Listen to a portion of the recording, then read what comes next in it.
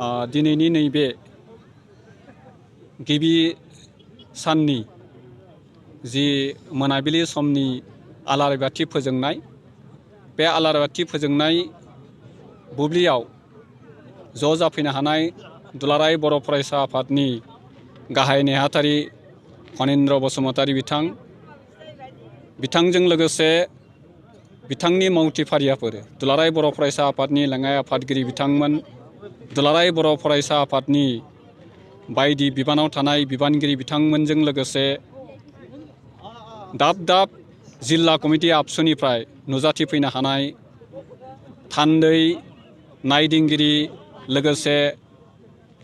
Reception कमिटिनि मावथि फारिया नोंथांमोन। नैबे बेलायाव आंखौ दिनैनि बे बेलायाव गोजोन आरो खौसेथिनि थाखाय जि आलारि बाथि फोजोंनाय, बे फोजोंनायनि बेलायाव आंखौ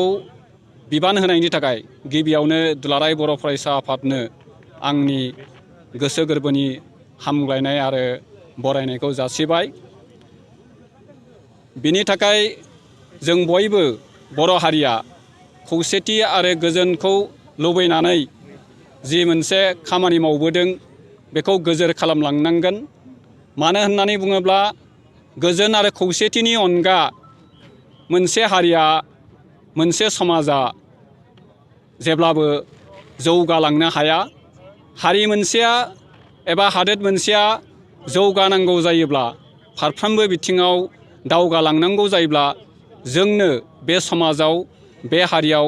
अराय गोजोन आरो खौसेथिखौ नांगोन। दिनै थांनाय 2020 मायथाइनि 27 जानुवारियाव जि बिटिआर एकर्ड सोमजिबाय जाबाय, बे बिटिआर एकर्डनि गेजेरजों जोंनि हारियाव, जोंनि बड'लेण्डआव जि मोनसे गोजोन आरो खौसेथिनि थासारि सोमजिबाय। बे गोजोन आरो खौसेथिनि थासारिखौ जों अरायबो लांबाय थानांगोन आरो बिनि गेजेरजोंनो जोंनि जौगानाय आरो दावगानायखौ जों फोजौलांबाय थानो हागोन, गोजोर खालामनो हागोन होननानै आंहा मिजिंथि दङ। दा बे बेलायाव आं गोबां बुंनो नागिराखै, नंखायनो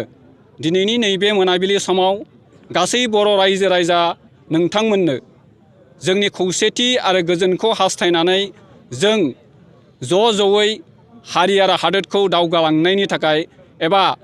जों बड'लेण्ड उपेन्द्र नाथ ब्रह्मनि जि थांखि आरो आदर्शजों जोंनो बड'लेण्डखौ सोरजिहैनायनि जि लामा, बे लामाखौ